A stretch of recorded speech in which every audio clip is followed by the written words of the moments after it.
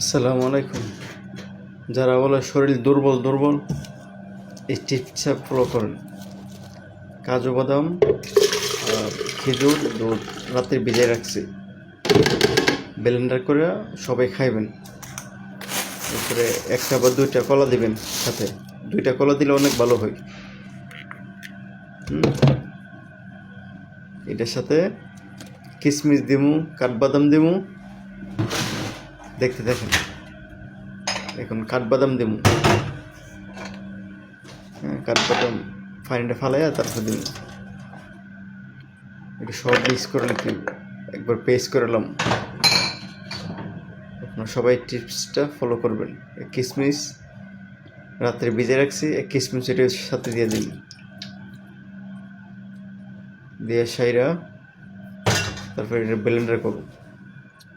এটা লগে দিমু ছোলা বাদাম, এই ছোলা বুট, যে আমরা ভাজা যে ছোলা বুট আছে না, এই বুটটা দিমু এটার মধ্যে।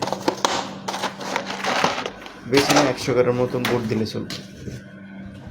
দিয়ে এখন সব পেস্ট করুন, দেখতে থাকেন ভিডিওটা। আশা করি সবাই ভালো লাগবে।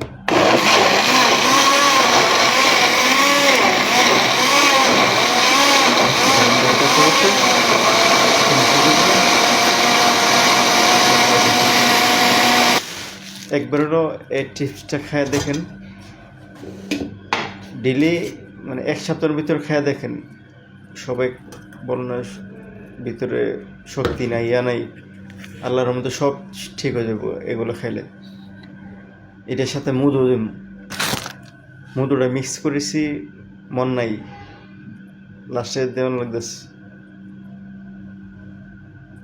সবসময় মধু খাওয়ার চেষ্টা করবেন, অরিজিনাল মধু।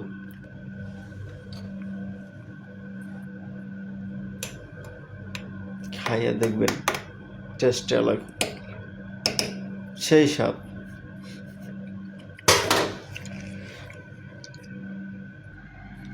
সেই স্বাদ, হ্যাঁ দেখেন, একবার ট্রাই করে বাসা দেখবেন। এক সপ্তাহ খেয়ে দেখেন, পরিবর্তন হয়ে যাবো। ওকে ভাই, আসসালামু আলাইকুম।